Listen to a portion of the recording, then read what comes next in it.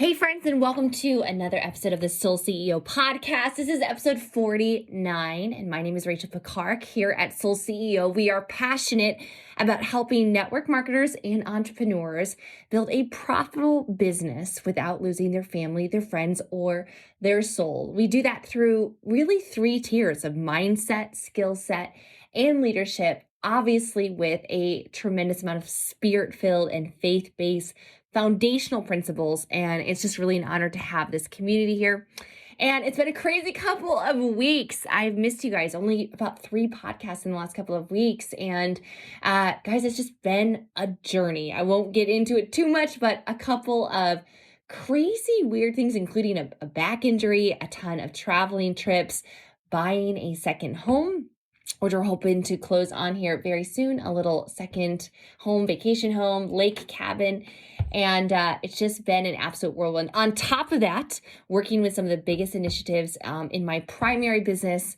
I'm so excited because the things I'm doing right now, the almost like test piloting, I can't wait to bring to you with results over the next coming months. So stay tuned to that, trying and testing much more viral social funnels. So if you guys want to build online through social media, there's a couple things we're testing, seeing what's working, and we'll come to you first with the results right here on the Soul CEO podcast. So with you guys, I have so many wonderful reviews. This time I want to head on over to a review from Facebook. It's from Faith K. Clark, who says, 5 stars. RJ is a brilliant motivator and she inspires everyone she meets. Her input in my business has been invaluable. She has so much integrity, cares so much about each person she meets. I adore her. Well, thank you so much, Faith. I appreciate that review. And if you guys are listening to these podcasts and you get any sort of value, because it is free 99, and there's no ads, no sponsorships, we really just need you guys to tap that 5 stars,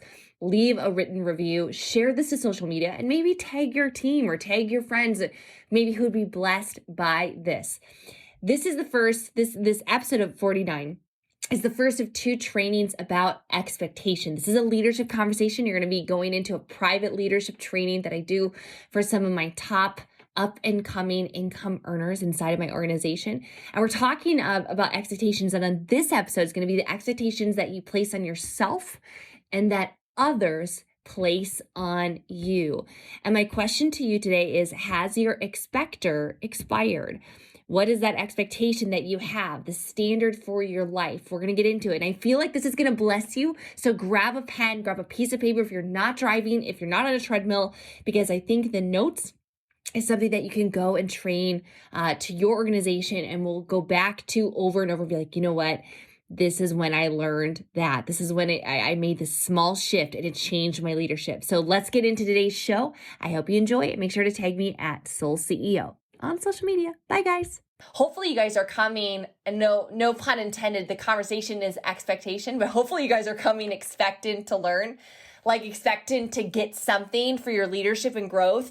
And this was really on my heart to share with you guys today as I kind of prepared and prayed for this meeting, was when we're going into the month of April for you guys, like, what is it that I feel, and what is the feedback I'm getting from you is that, like, hey, this is where I'm struggling with. This is the dilemma in my team. This is the dilemma internally. And I felt expectations was a good place to start. And expectations is it's a very deep conversation. And first, we're going to talk about internal expectations or self expectations. And then next week on the next lesson, we're going to talk about external expectations of others. Because leadership is wrought with expectations on ourselves and others. Like, we have to have expectations for our teamies. They need to be clear. And so I want to discuss with you, how do you set those expectations up properly so that you can get the most out of your up and coming leaders, so that you can get the best out of them. But let's dive into the expectations of yourself. So we can look at the expectations of yourself. We can look at the expectations of really like your standards for yourself, the standards of which you operate for as a human, as an entrepreneur, as a business person, the standards that you set for your own business and the expectation for your business, the expectation of your recruiting, the expectation for your rank, the expectation for the trajectory of your dream life and the expectations generally that are required of a leader. And we're going to talk about the weightiness of those expectations, aka the responsibility, and how challenging that can be at times. Because I think that very few leaders ever have leader-to-leader conversations and say, leadership sucks. At times, leadership really sucks. At times, leadership and the responsibility and the expectation of it is very, very weighty. We're going to talk about that here today. I'll start off with a really kind of goofy, funny, corny story that I heard from John Maxwell. It's an old fable, been around forever. And it was the fable of the young boy that was fishing and the older man that was fishing. They're on a lake, and of course he sees the older man, a seasoned fisherman. He sees this young, teenager fishing across the lake, and he's watching him. Not much going on, kind of taking a look at it. And the young boy was catching quite a few fish, and he'd get the fish into the boat, into the net, pull it up, and he'd measure it, and he'd throw away all of the big fish. So he'd keep all the little ones, and he'd throw away all of the big fish. Now, this went on for some time, went on for several hours, and, throughout the afternoon, the older man started to, Peter over to the young boy, and curiosity couldn't release it anymore. It's like, excuse me. So I noticed something that when you catch the fish, you measure them and you throw back all the big ones. You're only keeping the small ones. Why is that? I've never, ever seen that before. I mean, wouldn't that be weird? Like, you're throwing away all the big ones? And the teenager was like, very matter-of-factly, like, oh, well, yeah, of course. I only keep the small ones. I only have a 10-inch frying pan at home. And the frying pan came from like his grandmother's grandmother to his grandmother to his mother, and he inherited it. And sometimes we actually do inherit our own familial or like family expectations or the expectations of people that have raised us. Has your expector expired? What is the expectation? See, as leaders, the size of our expectations determine who we keep. The size of our expectations determine the size of our business. The size of our expectations determine what leaders we retain. If we have a 10-inch frying pan expectation, we're going to keep all the little fishes. That's who we're going to attract. That's who we're going to keep. So we have to raise that expectation. Now, when I think about expectations, I think about setting really what is a belief meeting with standards for your life. Expectations is always fueled by belief. If you believe that you're worthy, if you believe that it's possible, if you believe that you're going to be an elite, do you really believe that you're going to be an elite someday? Do you believe that you're going to cross that 6-figure earnings? Do you believe that you're going to be a pro 10? Belief always fuels our expectation. Experience tends to affect our expectations as well. But when we have the right beliefs, hey, this is our vision. This is what I'm worth. This is what can happen. This is what is possible. This is where I know I'm going. I don't care how long it's going to take, but I know that I'm going to get there someday. And then we mirror that or we match that and we combine it and meld it with a standard. Write this down. What is your standard? What is your creed? Sometimes you'll hear me say PNN, personal non-negotiable. What are the personal non-negotiables for you? Now you might ask me, hey Rachel, what should be mine? Francis might be like, Rachel, tell me what should be my PNNs, my non-negotiables. No, that's not how it works. You need to find something that is authentic to you. Now you can have little PNNs, a standard for yourself on a lot of different categories like health. Sometimes you guys have standards of 10,000 steps a day or 8,000 steps a day or walking a 5K every single day or working out 6 days a week, or you have a spiritual standard. You're going to read 5 minutes of the Holy Scripture per day or 10 pages of personal development per day, or you're going to listen to 30 minutes of audio per day. Some of you guys have a standard with your relationships. Hey, I'm going to reach out to this many people per day. I'm going to do this, that, whatever it might be. Maybe you have routines. I loved, maybe it's even a manifesto. Like it's like an actual like vision manifesto we have in our team. If you guys have not read the Team Heart Manifesto, it says who we are, what we stand for, what is the basis of our culture and what we're going to go do. It's our manifesto. Some of you and all of us could really benefit. All of us could benefit for having a creed, a manifesto, a written set of standards, an expectation of how we're going to show up every day. How are you, Eileen, showing up every day? Is it consistent? Do you know what your standard is? Do you know your minimums? What are the bare minimums? Now you can shoot for maximums. You can do above that, but have you set your minimums? Through your health, through your finances, through your acts of service, through your team building, through your activity, through your branding, through your leadership, through your family relationships? Have you set your standards? I was really blessed a couple of years ago. I had the experience of being mentored by a very famous coach, Coach Dale Brown, one of the winningest coach in history. And his mentor was John Wooden. How many of you guys have heard of John Wooden before? John Wooden in the 20th century was the number one coach of all sports. He was rated the number one coach of all time of all sports. Okay? So that probably tells you that this guy had something figured out when it came to expectations, when it came to a mindset, a leadership. I mean, there's no greater leadership than leading in sports, right? I mean, that's why I love actually studying coaches for network marketing. Like it ties in and it crosses over so well. So John Wooden, what is really interesting, Dale shared with me that John Wooden had a creed. He had a creed that was given to him by his father. And it was given to John, correct me if I'm wrong, somewhere around 12 or 13 years old. And for the next 80 years in John Wooden's coaching and then mentoring and then, mentoring outside of basketball into the business sector, mentoring the John C. Maxwell's of the world and the Dale Browns and all that, he shared that every day he read this creed. And it was 6 things his dad gave to him. And it was he carried it, in his wallet, and it was all decrepit over time and the decades and decades of reading it. If it was John C. Maxwell, he would have laminated it because John says if it's important, he laminates it. But these 6 things, you guys want to know what it was? This is what the winningest coach of all time said of his expectation of himself. We're in part 1, the expectation of yourself. He said, number 1, his dad told him to be true to yourself.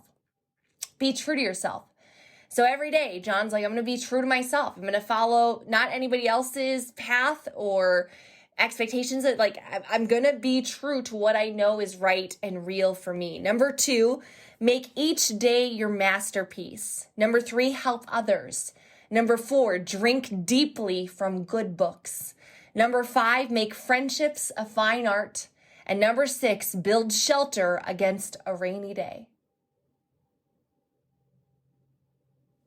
It was when John was in his 90s that he was teaching this and sharing this, that Dale was teaching us. So for 80 years, can you imagine how that imprinted his life, that every single day he's this is my standard of excellence and diligence. This is how I'm going to be a service to others. I'm going to, marinate on good literature and knowledge and growth. I'm going to make connecting and serving others a priority. It resets his expector every day, in the morning, every day. And we talked a few sessions ago about John Maxwell's Daily Dozen, right? And that was very similar in the sense that John reads it every single day. This is who I am. This is what is important to me. Write this down. Your priorities are never in conflict. So when you write down your priorities and you say, this is what is important to me, this is what I expect of myself, and then you set the bar. Now, one of the questions that I've asked myself for the last 6 years at High Level Leadership is I ask myself, do I have higher standards on myself than others have of me? Do I have higher standards for myself than others have of me? The moment that I start lowering my standards, my personal non-negotiable, when I go against the grain of my creed or my manifesto, my values, that is the moment where I get super incongruent spiritually. I feel the FAD, fear, anxiety, depression, and I feel blah. I feel apathetic. I feel burnt out. But when I recenter that expectation, like this is who I am, this is who God's called me to be, and I need to walk in this and constantly push myself outside of that comfort zone, then excellence is achieved. So our leadership credibility with others, so we have the expectation of ourselves. Some of us, all of us, most of us could benefit from a creed, manifesto, personal, non-negotiable. But we also have to understand that as a leader, all of your teamies, your entire organization, they are placing expectations on you. Now, the base of leadership credibility, what is it based on? It's based on our values. It's based on our action. It's based on our character. It's based on our results. The true essence of the expectation, like the truest, highest form of leadership, is moral authority. We talk about that when your walk matches your talk, when you're doing the thing, when you're in it to win it and you're making it happen right now. You're not a historian, you're doing it right now. But I want you to know that your leaders, your new teamies, they have expectations of you. This is why in our team, we decided to make a standard, write this down, everyone matters, everything matters. Now, this can seem daunting because it's absolute. Everyone matters, even her, even him, even them, all the time. Yes. It's a standard to push us beyond the earthly kind of fleshy nature that's selfish, that becomes either entitled, we can become, we grow up and all of a sudden we're now a premier, we're an elite, we're mature, we're figuring it out. And then we're dealing with somebody who is emotionally immature or business-wise immature or mentally immature or intellectually immature or technologically immature. And it's like we become impatient with them. We want to cast them. We want to excommunicate them. No, everyone matters. And everything matters. What does it mean, everything matters? It means everything matters. It means that there is a standard of every single day doing your absolute best. One of the things I wrote down for myself was my expectation for me, for Rachel Picard, is every day I am showing up at my highest and best. And it's similar to John Wooden's Make Each Day Your Masterpiece, helping others, making friendships a fine art. But I'm showing up at my highest and best. One of the leadership privileges I cannot wait to introduce you to, it's called conflict resolution. The larger that your team gets, the more personalities that flood in. And it seems like there's always somebody having an issue with somebody else. Again, everyone matters, everything matters. And I find that often the offended, if we were to truly take off the mask of offense, the mask of frustration, and we were to leave our emotions at the door, and really were to if this wasn't you having this dilemma and you were an outside third-party person, would you say that that person is leading at their highest and best, serving at their highest and best, helping at their highest and best, loving at their highest and best? Now, others do have expectations of us. Let's talk about that. The 3 questions we discuss in leadership also often is the 3 questions that consciously, subconsciously, your teamies are asking when they look at you, when they're being led by you. Number 1 is, do you love me? Do you love me? It's the very basis of caring. We say all the time, people don't care about what you know until they know how much you care. Cannot get over that enough. That's why we're Team Heart. Second is, can you help me? which is competency, guys. So if do you love me is compassion, right? And then can you help me? That's competency. That's can you show me where to go, what to do, how to succeed? Have you done it before? The moral authority. And can I trust you? That's character. There's a lot of people that love, but they can't be trusted. And these expectations for us as leaders, we only really have to do 3 things. Number 1 is to love. We've got to love our people. At the very minimum, get a lot wrong. You can get so much wrong. Love. Love your people. Love them deeply. Love them wildly. Love them when they are unlovable. Guys, this is really important to know that my expectation for you is to follow my lead in loving the unlovable. And I'm following his lead. It's easy to love the lovable. It's easy to encourage the kind ones, the sweet ones, the positive ones. But what about the problem childs? The problem children? It's easy to love the lovable. Number 2 is the expectation is, number 1, love. Number 2, you got to lead. I mean, like, duh. Like, as a leader, you got to lead. Guys, if your teamies didn't need you to lead them, like, they wouldn't need you. You would be irrelevant. There'd be no point to having you there. They cannot lead themselves. Therefore, they are looking to you.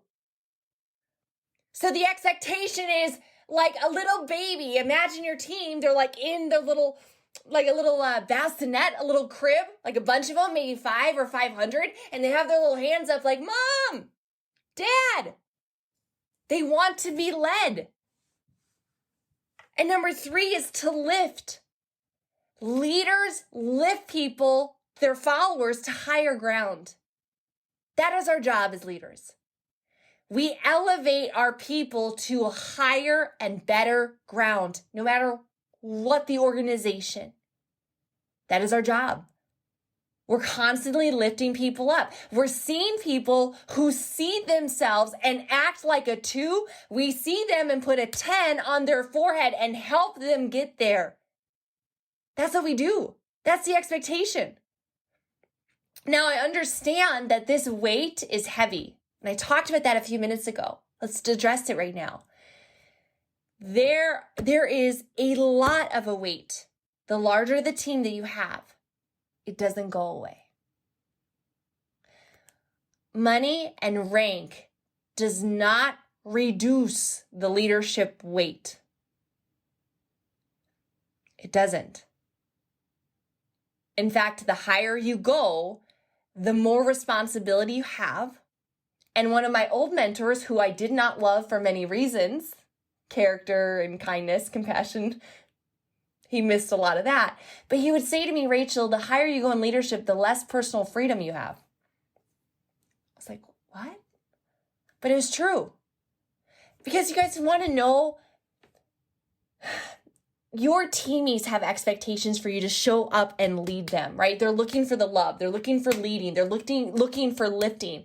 And some of these expectations, they are heavy and some are unreasonable.